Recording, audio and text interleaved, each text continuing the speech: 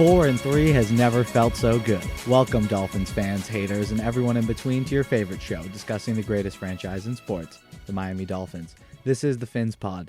My name is Moose, your host, and today we're going to talk about the Dolphins' 28-17 victory over the Los Angeles Rams, who fell to 5-3 on the season. From Tua's debut to the dominant performance from the defense, we'll analyze each phase of the game and see just how excited we can really be for the rest of the 2020 season. And as always, we'll take a quick look and see at the latest stories that were published over at PhinsPod.com. Let's dive in.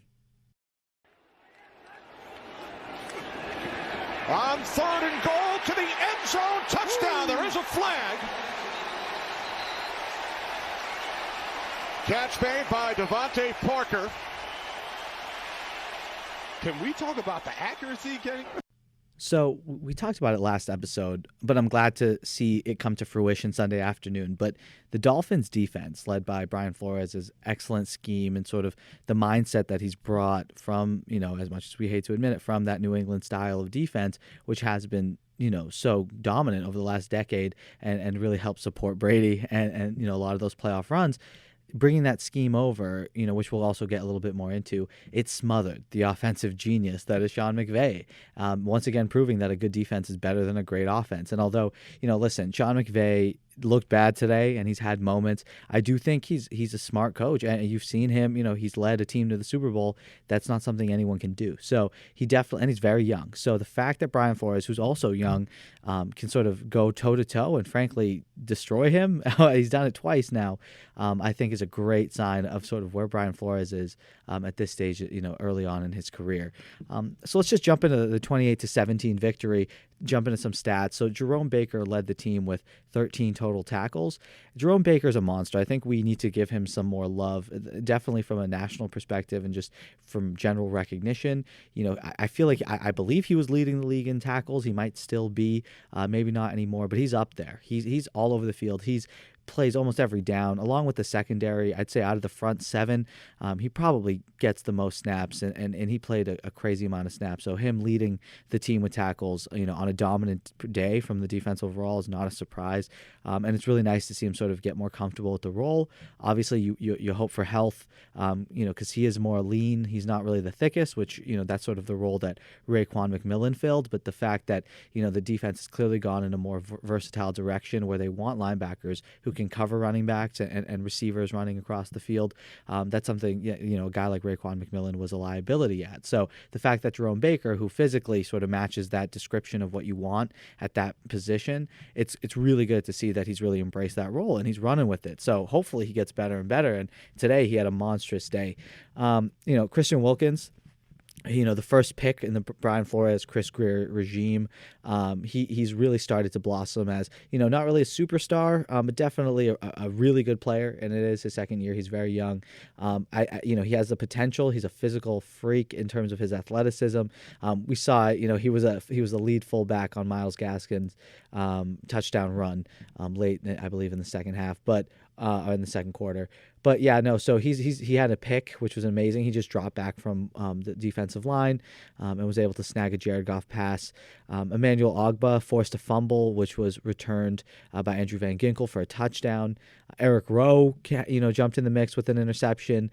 He also had a huge pass breakup, late when it was 28-17, and the Rams sort of had that sustained drive in the second half where they were trying to score a touchdown just to try to make it, or try to make it a one-score game, and then they sort of settled for the field goal. And then it was shanked horribly by Kai Forbath, who I believe used to be on the Jets, so no shock that he sucks. If the Jets are going to release you, then you're not really that great, are you? But before that play, it was about 3rd and 6 or something, 3rd and 5, and Jared Goff goes outside to Gerald Everett, and Eric Rowe continues a dominant performance so far this year, and he sort of smacked the ball right out, forcing that eventual missed field goal. And it's really nice to see that, Emmanuel Ogbah and Andrew Van Ginkel, going back to the fumble, which was eventually returned for a touchdown by Van Ginkel. It's really good to see that they've been solid contributors. The loss of Vince Beagle, there was a little bit of concern because he was such a nice young bright spot on that defense last year and seemed to be sort of coming on. And in a contract season, people really had some expectations for Vince Beagle. But the fact that, we're seeing Andrew Van Ginkel take that role and Emmanuel Ogbah, really blossom. I believe he has 7 sacks or 5.5, 6 sacks, which is a good amount at the, great pace. That's double-digit sacks for the year. That's something we would love to see from Emmanuel Ogbah. So, the fact that he's been better and better each week is really good to see. Shaq Lawson showed up as well. He was sort of more of the high-profile signing over Emmanuel Ogbah, even though now we're seeing that Ogbah is being more of a has been more of a force. But Shaq Lawson showed up. He had his own strip sack, which was really good to see. And Kyle Van Noy continues to, be a playmaker on the defensive side of the ball and just a general versatile piece of the defense. He picked up that fumble and showed a little athleticism. It's funny watching him. He's athletic, but he just seems kind of slow. But I guess he was being chased by some even slower linemen. So, but he got to the one, and then eventually it was smashed in by Gaskin. But the Rams did find some success in the running game. So even though the defense absolutely dominated and sort of made their offense look atrocious, similar to kind of how they did with the 49ers, but I would say even more dominant. It wasn't as sustained as it was in the 49ers. That the Rams sort of were able to sort of get going a little bit, but at that point, the lead had really been established, but the Rams were able to sort of get their offense moving in the second half compared to the 49ers, who, once they sort of gave up on Jimmy G, that whole game plan sort of suffered. But the Rams did find success in the running game. They went 131 yards, averaging 4.5 yards per carry with a rushing touchdown from Robert Woods on sort of this motion handoff that the Rams do a lot of. Now, that was sort of frustrating to see, but the good news is because of the way the game went and all the plays that the defense was able to make, sort of setting up the offense as well, the Rams really weren't able to run the ball consistently because they had to pass. And, that goes to Jared Goff's 61 pass attempts. I know that's probably not the record because we would have heard someone say it or would be a little more prominent, but 61 times is insane. I can't. I know the league's trending in that direction, but I just feel like if your quarterback has to throw it 61 times, that's not good or it's amazing. I don't really know. He didn't have an amazing performance. He went 35 of 61. I don't know the completion percentage, but that doesn't look to be, that's under 60%, I believe. 355 yards, a lot of that again in garbage time, a touchdown, and then 2 interceptions. But he could have thrown more. Thinking back on the game, looking at you, Xavier Howard, Andrew Van Ginkel, Eric Rowe. Eric Rowe had a clear pick 6 that he just dropped. Xavier Howard had a pass breakup that, we've seen him sort of make a pick on that type of play. And then Van Ginkel early in the game with that pop-up tip that he was able to do. It was a really athletic play to get in position, and it was good to see. And he did make up for it with the touchdown return, but he also dropped a pick. So, they were getting a Goff a lot, and they clearly were making him look uncomfortable. He never got in a rhythm.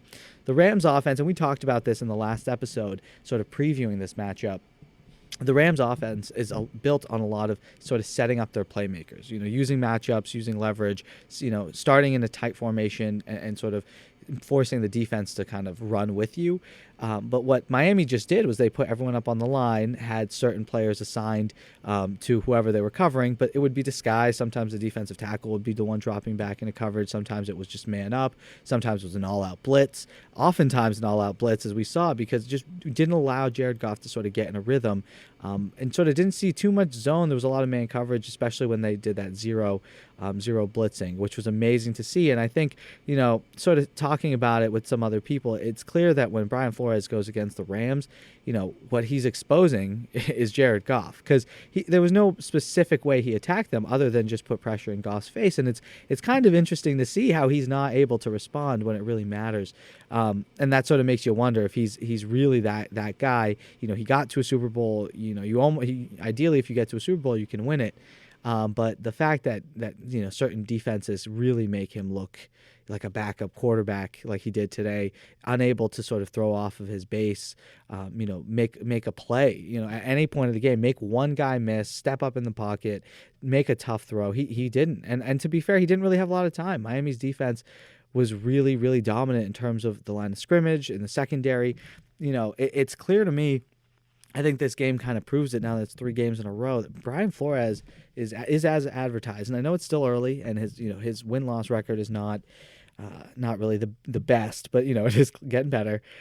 He did come from a place with pedigree. We won't say their names again, but he does know how it's done. He's seen how it's done, and he sort of brought that mindset down to the Dolphins organization. And I think it's more than just the scheme and sort of where he comes from. I think it's the person he is. I think that the Dolphins organization did a really good job of, after a few years of guys who were supposed to be touted as scheme gurus, offensive minded people. You bring Philbin in with the Packers offensive attack. You bring Gayson, thinking that he can sort of bring the Broncos attack. You're not assessing how they are as leaders, when adversity hits, how hard the team's going to rally, how hard they're going to want to work for that coach. And that's sort of something the Dolphins have been lacking. And I think that was a great move that Ross and the organization and that structure did in finding Flores. Because if you remember, when he was hired, people were surprised. He wasn't really a hot name at the time. There were other names. And I remember at the start, the fact that he was from New England and on the defensive side was appealing, but I had no clue. He very well could have failed, but he's always kind of given off the same vibe. If you go back and look at his opening press conference, yeah, he seems more comfortable in where he's at, but he's been the same guy, and it's really good to see it just get better and better and better, since that atrocious start, which again, I think anyone would have been set up to fail there. So it's really good to see. And sort of getting a little bit more into the defense before we move to the offensive side of the ball, it's really cool to see the way it's structured. It's very matchup based. As you see in basketball, it's sort of gone to this positionless sort of structure, where if you just have athletes who can cover other athletes, that's really all you need. It seems like the NFL is kind of trending in that direction as well. Considering that now there's a lot of sort of 7-on-7 concepts being run, the spread, we're seeing a lot of that sort of transition into the pro game. Matchups are huge. If you're able to get a guy like Mike Gesicki, or if you're able to get a guy like TK Metcalf, it doesn't really matter what zone or zone defense you're running or man defense, like that guy's going to make a play. And so you need someone who can match up. And you need to try to, force the matchups in a certain direction. In a favorable matchup, you want, essentially, if you're on the defensive side, you want to force the ball to places that are unfavorable for that offense, and that was seen a lot today. He was forced to throw into double coverage a lot. He was under pressure. He had to throw some really short passes. Wasn't really able to let the offensive plays develop, and I think that has a lot to do with Miami matching up well with their receivers. And Eric Rowe had a great game, Xavier Howard, Byron Jones. The fact that we're seeing the focus on the secondary has been really, really good, and it seems to be paying dividends at this point in time. Now, talking about the thing that I think the whole country was really watching, it really felt like the hype of the offense, the way the Dolphins would look with Tua Tagovailoa at starting quarterback. It was crazy. I never had felt more national attention in the Dolphins' direction. It was really cool to see, but also kind of stressful. But in terms of how it ended up happening, if you told me Tua would throw for under 100 yards, I would have been very concerned. He went 12 for 22, threw for 93 yards, 1 touchdown, and had that fumble on his first pass attempt. And, before you let the media narrative and non-Dolphins fans tell you that this was not really a good start, let's first throw some context in here. It's been 351 days, nearly a year ago. There's 365 in a year, so we're pretty close, since Tua had started a football game. And the last hit he took, which I think has been repeated ad nauseum, was that devastating injury, which everyone's seen the highlights of a million times. Of course, he was going to be rusty. Now, he had some easy plays in the Jets game, but this was the first full start. Really sort of processing, going play to play, game situations, not some throwaway. Here's run a couple plays here. It was a legit game. Rust was to be expected, and that's what I saw, and I think that's what everyone sort of saw. Physically, I'll say some of the negatives from his performance is he looks a bit smaller in the NFL. It makes sense. This is nothing super deep, but it was he looked a little shorter than you would have liked than he did in college. That didn't seem to matter. He still found the throwing windows and when it counted, and I think that won't be a factor. But it was just interesting to see, and from a running perspective, he took a hit. Going to his left, you would like to see him throw it away there because his game is his arm, and that's what you want to see develop in his mind and sort of what to do, manipulating a defense and using his legs in the pocket. I don't want him running, and I don't need to win with him running for 50 yards, 50-plus yards. That's not necessarily the best strategy, and I think that's how you get a guy like him hurt. I think you want to avoid that. So, just physically he looked a bit smaller. So that is concerning. It's a legitimate concern, but I don't think, and not, a big factor in his overall evaluation of how he played. In terms of how he played specifically, he seemed a little late sometimes coming off his read. But again, it's his first start. I mean, it's just to be expected. To be fair, like if you want to genuinely be fair, yes, he looked a little rusty.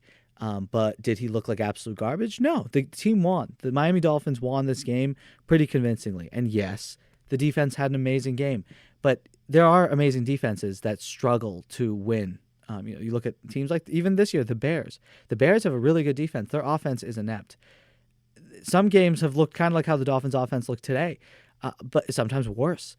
Yet they still managed to win, but they're struggling. I think the fact that in his first start, Tua already looked kind of like at that level, it can only go up from here. And again, he's super rusty. So, and some of the positives you can look at, his footwork was absolutely still there. Clearly, the hip injury did not impact his overall, foot speed, the way he's able to, step up in the pocket, move. He seemed very comfortable. His quick release was still there. He was able to get the ball out, relatively accurately, and he seemed mobile when he was rolling out. He hit some tight ends and running backs sort of out in the flats. We'd like to see him start pushing the ball more downfield. And speaking of pushing the ball downfield, if you guys remember on that 3rd and 5 earlier in the game, the Dolphins were sort of in their own, I believe, within their own 20-yard line. He threw that accurate deep pass to Gesicki down the sideline. Gesicki wasn't able to haul it. It was in his hands, but it was a tough catch. But that was an awesome throw. Especially, again, he's rusty. I mean, you're going to see that more and more. I look forward to it. There were some good flashes. He had flashes of, where you're like, all right, you string this together, then that's Tua, and we're gonna dice some teams up. But if you struggle, if you're gonna be late on certain reads, then yeah, this might be a little bit of a rough takeoff here. But again, game 1, I think we're gonna learn a lot more next week when the offense sort of opens up a little bit. Now he kind of knows what to expect going into the game and the approach for that game. And then one more pass, that out route to Jakeem Grant on the touchdown drive where he threw that touchdown pass to Devontae, that beautiful, accurate dime to Devontae Parker, where Devontae Parker could get tackled, but he can just put his arms out and catch it because it's right on the money. So that was really good. But right before that, a couple plays prior, he had an out route that was thrown with pure anticipation to Jakeem Grant, who's also seemingly come on. He had an amazing game. He had that catch, and then he also had a punt return for a touchdown. So the Dolphins really finding a way to do it in all aspects. They did not kick a field goal, which was the first time Jason Sanders didn't get to extend his perfect streak, but he didn't miss an extra point. But overall, I think the offense can definitely improve. There's good things to take away from the game. The offensive line can always be better, but they did go against a good defense. The Rams, that's something I think the fact that the Dolphins defense dominated and sort of stole the show, I think a lot of people are going to undermine, how good the Rams were. I think the Rams realized the way the game was going that their offense wasn't there to play, and they put some pressure on Tua. And I think Tua responded. He looked calm the whole time. So from a mental aspect, it didn't feel like the moment was too big for him. And again, he led the team to victory. I mean, he didn't lead them necessarily, but the team won. And so I look forward to seeing sort of how that proceeds going forward, and how the Dolphins respond now that, they're in a position where teams are going to take them seriously. You're 4-3. You have a young quarterback. What's your ceiling this year? What can you become? Let's find out. Leaves the defense scrambling to call different calls. Goff was under pressure. The pass is picked off. He was looking for Cooper Kupp. Christian Wilkins comes up with the interception. First of his career. All right, so next let's talk about, look a little bit ahead. The Dolphins are going to be traveling to Arizona to take on Kyler Murray and the 5-2 Cardinals. I will not lie to you. I was not a big believer in Cliff Kingsbury. I loved Kyler Murray, and if I could take any quarterbacks in the league right now, just from young prospects that you think will become that 15-year franchise stud, for me personally, it goes Kyler Murray, Joe Burrow, and then Tua Tagovailoa. If you follow the podcast, if you want to go back and listen, to sort of our discussion here at PhinsPod and sort of what the other guys think as well of these quarterbacks. There's an episode reviewing the quarterback draft class, and we compare it to Joe Burrow. If you want to sort of see my analysis and the reasons for it, let me know if you disagree. I know that now Tua's a Fin, so of course I'm hoping I'm wrong. I'm hoping he's the best, but I really am scared of Kyler long term. I'm glad he's in the NFC. I'm really happy he's not causing us problems. He's just such a dynamic athlete. He's such a unique guy in terms of how he plays the game. He can really do it all, and he showed it. 2 weeks ago, Sunday night, beating the Seahawks. It was amazing. That game was a classic game. You put it on. It was I stayed up for it, and it was really worth it. And Kyler looked great, and the fact that the team stuck with him and he was able to make the plays down the stretch. I think he really does have a bright future in terms of how he's going to play down the line in his career. And the bad news is the Cardinals are coming off the bye week. So how the Dolphins had an advantage here in the Rams game, which we saw where they were just clearly over-prepared and were able to just dominate from that aspect, the Cardinals have that advantage. Now, the benefit is they had a week of not knowing what the Dolphins offense looked like too, just like the Rams didn't know, all of last week. So now they really have a week to prep. They definitely had some idea, and the film that they saw will just sort of help them sort of create a game plan. But the Dolphins, now that Tua isn't needing to sort of take those initial plays to sort of get himself comfortable in the offense, you can open it up a little bit more. So we'll see. Again, we're going to have an episode in a couple days come out, sort of talking about the Dolphins matchup with the Cardinals and a little bit more details. And hopefully you tune in for that. Again, subscribe wherever it is you're listening. Just stay in touch and join the pod here. And lastly, before we wrap up the show, let's take a quick look at what was published over on PhinsPod.com since the last episode here. And really, there was an article posted. Really proud of this one. With great power comes great responsibility for Devontae Parker. He looked good. He had that touchdown catch today, but the article was obviously released prior to the game, and it was just the overall importance of Devontae Parker in Tua Tagovailoa's development. He's meant to be, his ceiling is at number one wide receiver. He hasn't reached it yet. He doesn't fully consistently play like a dominant force. Now, he does draw a lot of attention, and if he does have a matchup that's favorable, he will exploit it, and we've seen him go off. But you just want to see Devontae continue to ascend. He's really showed some consistency from last year to this year, which is really good to see. And obviously now switching from Fitzy, where he had a wonderful relationship, and they had some great plays, and they seemed some of their touchdown passes and just big plays and late in games. I think it was more of a chemistry thing, and so you really want to see Tua develop that with such an important playmaker. A really important part to this offense is Devontae Parker. With great power, his ability is amazing. He's got some great tools, his size, his ability to separate, with his length, so whenever there's a corner right on him, on a comeback route or a post route, or he's, just over the top, his arms and his wingspan, his ability to leap are just so great. And his hands are amazing. We've seen it. He's made some great catches in his career. So I think for Tua, a guy who sort of relies on setting up playmakers, having one like Devontae Parker is huge. And it's really fitting that, number 11 got the first reception in Tua's career, number one's first touchdown pass. So that was really cool to see. And hopefully down the line, it's something that is continued to be seen and definitely going to be needed, especially going against Kyler Murray, Larry Fitzgerald, and DeAndre Hopkins. Not to mention a date with our old pal, Kenyon Drake. So that'll be exciting next week. All right. Thank you guys so much for listening today. That'll do it for us here. Enjoy the taste of sweet, sweet victory this week, guys. Thank you, and thank you again for tuning into this episode of the PhinsPod. As always, I hope you enjoyed it. Please remember to subscribe to the show wherever it is that you listen. Just never miss a chance to chat about your favorite team, the Dolphins. The show's available on all platforms: Spotify, Apple Music, Google Play, iHeartRadio, and YouTube. If you find us on YouTube, please subscribe. Just to stay updated with the videos. We've dropped a couple highlight videos, which we're really excited about, and that's going to continue throughout the season. So let us know what you think. Feel free to share those around, and follow us on Twitter and Instagram at PhinsPod, and check out the site as always for news and content. That's PhinsPod.com. Hope you have an amazing day, and until next time, stay safe. Love y'all. Fins on.